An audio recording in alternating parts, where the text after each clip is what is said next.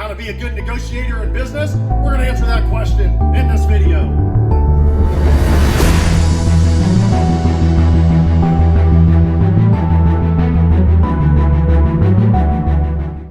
Okay, let's rock. Let's talk about business and negotiating. And before we do that, I want you to know that learning how to negotiate in business doesn't only apply in business, it applies personally. That's how I got this amazing 1964 Chevy Impala Super Sport convertible, the car of my dreams. One of the bucket list items checked off was through negotiating. And the way that you get things like that is knowing the secrets that underlie negotiating. And if you follow those secrets in business and personally, you'd be surprised what kind of deals you can land. Okay, so how to be a good negotiator in business? All right, so let's dive deep into that topic.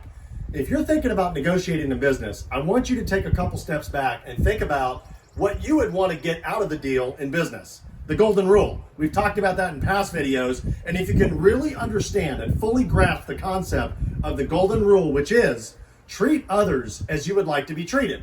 This is why that's so vital when you're negotiating business deals, is because both sides of the table generally have to be happy. Generally, right? In order for a good business deal to happen, you got to make both sides happy. There are some exceptions. I always talk about exceptions to every rule. So you can have a situation where somebody's super desperate and you take full advantage of it and you get an incredible deal. But deals like that don't last. And if you continue to be a deal maker like that, there's going to be people that talk and people that end up not wanting to do business with you because you're constantly just trying to just beat them up. Nobody wants to deal with somebody that's always trying to beat them up all the way down to the bottom price. You got to understand, in any deal, the other side's got to get a fair deal too, or it's not a good deal.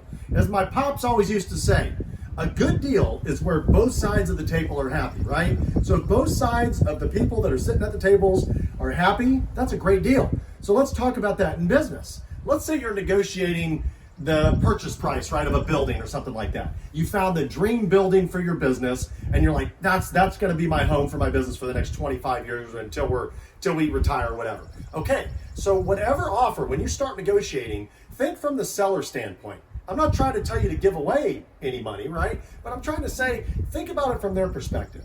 You know, maybe feel them out. Ask them, hey, so I saw your asking price was $1 million. How much work do I got to spend on this building to bring it up to tip-top shape? Is the roof good? The parking lot looks like it needs some repairs. Is there any problems on the inside I'm not seeing? Are there, like I said, are there roof leaks? Is there mold that I don't know about? What do you know about the building? Try to grasp and get as much information as you can. And once you have that information, you can basically negotiate and say, hey, well, look, I've got to spend $75,000 to do all these repairs. And you're asking $1 million for this building. So we got to get a little lower than that. And they might come back and say, well, that's already figured into my price and I'm firm on my price, right? Well, one of the keys to negotiating is understanding the other side's story and where they're coming from. If you can clearly understand maybe what, if they're willing to tell you what they have into it, right? What their cost is. A lot of times when people are selling something, they'll say, hey, I paid this much for it, like the car. They might say, hey, I paid this much for this car. And then it's going to be really difficult to get it for less than that, right? So if you're going to try to negotiate it for less than they pay for, you're probably wasting time and you're going to come across as maybe a lowballer. You don't want to get branded a lowballer every single time that you do a deal. Again, once the word spreads, people aren't going to want to necessarily do business with you, right? Unless they're desperate. So if you want to continuously keep doing good deals in business, you're going to find out what's going through their head. What are their deal makers and deal breakers? If you can quickly find out what their deal breakers are, meaning the key points of the deal that if you try to push hard on those, they're going to say no deal, then stay away from those if you can, okay? And remember, we're trying to negotiate good deals in business, okay? Somewhere you're walking away with a great deal, right? You're happy, and they're getting something, right? So I've negotiated in my life between all the purchases, whether it's real estate or trading cards or gold, it doesn't matter. I've easily negotiated well over 100,000 deals in my life. Just think about that. Over 100,000 deals. And there's key secrets that underlie all of those deals that I've figured out. And I'm going to share those secrets with you on future videos. It's important to watch that. But all of those secrets get implied. They're always applicable when you're doing business deals. So if you can learn from the very start to say, hey, look, I'm going into this lease agreement. I already know what my deal breakers are.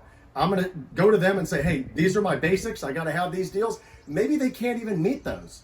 If they can't, that deal's probably not for you. Because I've also learned in business, if you keep pushing and you're pushing against the grain and you're really wanting something really bad, and unfortunately, they're not given, they won't budge. Sometimes that's kind of a sign, like move on to the next deal.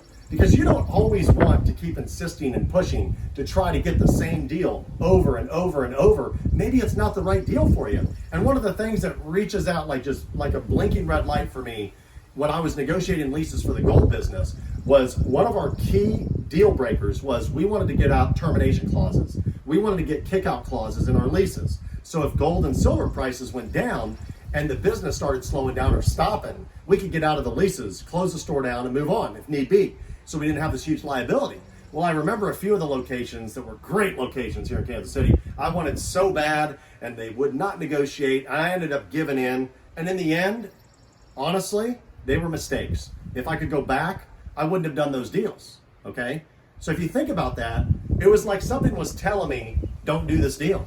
You know, they say life happens for you, not to you, okay? Think about that for a second. So in my particular deal, I wasn't getting what I was wanting, which was one of my deal breakers. I had told myself, this is a deal breaker. Don't sign a lease unless you've got a landlord that'll give you an exit strategy to get out if your commodities business like gold is starting to go down and go south. You got to be able to get out. Sign a 3-year lease, 5-year lease. The last thing you want to do is be in the lease for like a full year and then realize, oh my gosh, I got to get out of this lease. That'd be absolutely terrible, right?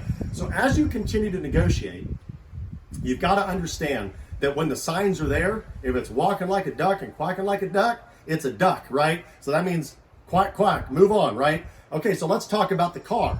The reason I put the car in the video, that was a personal purchase, okay? But I applied my negotiating skills in business to buying that car. And one of the key things I talk about is be willing to leave the negotiation table when you want to buy anything. I know it's tough, especially for me when I find one of my dream cars, right? I'm like, I gotta have that car. I'm not walking away. It took the utmost discipline to tell myself, no way, Jose, I'm not letting this car walk, right? But I wanted that car, but at the same time, I didn't want to like massively overpay for it. So what was ironic about that car was I had come across it and it was going to be going through a Mecum auction. If you're familiar with the auction circuit, they list all kinds of cars. It's an ongoing auction car site, and it's not just a website, but they actually go from city to city and they auction off all these cars. And sometimes you get these awesome classics. And that car was in it, but I'm in Kansas City. The car was going through Dallas, all right? It went through the Dallas Mecum auction. And what was insane about that auction was that I emailed them, I called them, I said, hey, what's your reserve? Because I didn't want to drive all the way down to Dallas and waste a day or two and then find out that it had this incredibly high reserve that I just can't, that I'm not willing to pay for. I didn't want to overpay for the car. I wanted it, but I didn't want to pay top dollar or overvalue, right? I didn't want to do that as much as I love the car. And so I didn't go into the auction because I just assumed that the reserve price was too high. And it ended up going super cheap. And a dealer bought it in St. Louis, which was crazy. Why this dealer freaking buys it in St. Louis? And he puts it on eBay. And I'm looking at the car and he put the price for damn near double what he paid for it. And I'm like, you gotta be kidding me. So anyway, I called the guy up and I started asking him, and I was like, if you don't mind me asking, what'd you pay for the car? He said, well, you can look it up. You know, I paid this much for the car. And then there's a 10% buyer's premium. You add that in. And I'm doing the math and I'm like, gosh, he got a good car. I mean, it wasn't like dirt cheap or anything, but I'm like, he got a good deal on that car. Now I'm trying to figure out, how can I buy it from this guy? Shoot, I should have drove down to Dallas. I should have gone down there and bought it, but I didn't. So I flat out told him, I said, look, in this particular case, I do want the car. I'm gonna lay my cards out there, but I'm gonna make you one offer, and that's my final offer. I'm gonna stick with it. I wasn't bluffing. And so I gave him my offer. And he said, oh, no, you're too low. I can't go that low. There's no way, whatever. I said, okay, you got my number. If you change your mind, I'm willing, I don't have to take this deal. But if you're willing to walk, if you're willing to take it, give me a call. If not, I'm walking. That's what I told him. And so the next day he calls me up and he lowers his price. Say, hey, I can do this. I said, hey, with respect, I wasn't bluffing. I wasn't trying to be rude to you, but my offer was my final offer. And I'm like, I don't know what else I can do. He's like, come on, you can meet me somewhere in the middle. I was like, no. And by the way, that's a negotiated secret this guy's doing. He's trying to just extract more money. Anything he gets after that, if he's willing to take my offer, if there's a way that he could just negotiate anything above that, that's just free money for him, right? Because he knows I'm willing to pay that first number I offered him. So maybe he's trying to get an extra 2,000, 5,000, 10,000 out of me. And in this case, it was more than 10,000. And I'm like, no, again, sorry, you got my number. If the car sells, it sells, right? I was willing to walk away from the negotiation table in a sense. He calls me back the next day. He lowers it again. He's like, come on, man. He's kind of trying to play to my emotions. I said, look, I'm gonna make it simple. Please, with respect, don't bother me unless you're gonna take my offer, because I'm not budging. I did give you my final offer. He called me back like 2 times the next day. I said, hey, we're done. I'm not interested anymore. I'm done, I'm out. And then he calls me. I don't take his call because I feel like I'm getting harassed. And I look at him and I say, finally, when I answer the call, I didn't take the first couple calls. He just kept calling me throughout the day. I finally answered the phone. And he just said, what's your problem? Which was the funniest thing in the world. And I'm thinking, man, I've been as kind as I could be to you. I've been so honest with you. I've made you my offer. It was my final offer. Now I'm starting to feel like maybe I should lower my offer because you seem pretty desperate. You just keep calling me. And if you understand the way it works, is he's given a lot of information away simply by calling me over and over and over, right? It just looks desperate, right? So technically I have every right to lower my offer. Every time he's calling me and not taking my offer, I could look at him and say, hey, I'll tell you what, if you're not going to take my offer this time, I'm going to withdraw my offer and I'm going to offer you less if you happen to call me back. But I didn't do that to him because I was honestly willing to pay that. I really wanted the car, but I didn't, right? It was that whole game you got to play in the middle. So finally, this guy waits me out, gives me like a full another day, and he sends me a text.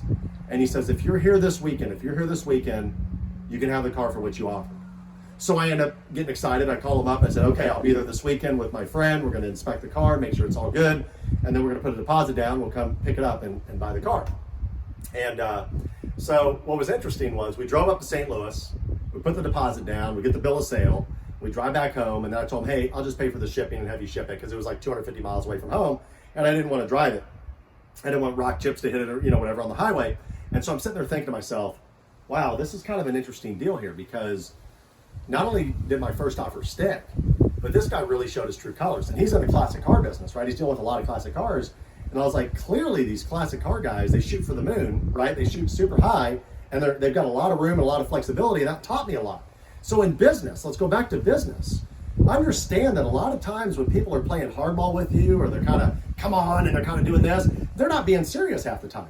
They're just trying to play to your emotions. And if you can use that to your advantage, you'd be surprised how incredibly beneficial that is to you as they keep calling you and bugging you. They're going to show in their true colors. So ironically, after Monday comes, this guy calls me. He's even more angry at me. And I'm like, what now? I've already bought the car. I've already put the deposit. I'm getting ready to send you the rest of the money. He said, well, I just got an offer for my asking price. And he said, I'll tell you what, I'll give you $10,000 and give you your deposit back to rip up that bill of sale.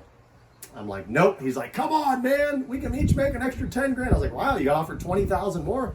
Yeah. He's like, come on, this is what I do for a living. I need the money. I said, sorry, it's one of my dream cars. Wish I could help you out, but I'm going to keep it. So anyway, I hope you're understanding the underlying deals here. If you're willing to walk away from the negotiation table and I'm not really playing hardball. I was just kind of upfront and honest, right? And I know a lot of people when they buy houses, they buy cars, things like that, they do their research. They find the market price, they make a fair offer where it's fair for them and fair for this. And see, I knew when he paid for the car, he was making tons of money with my offer, tons of money. So he was just being greedy and wanting too much money, right? So I made him a fair offer, one that I knew that a normal person would accept. He just wanted to keep playing back and forth and playing games. And in the end, it hurt him. I mean, he ended up making money, but if he'd have just, obviously just been more patient or something like that, he would have eventually got more money for the car, $20,000 more for the car, and then, all that crap wouldn't have happened. So a lot to be learned on that story. And just remember in business, just like in personal, you can negotiate incredible deals simply by making fair offers and sticking to your key deal points, right?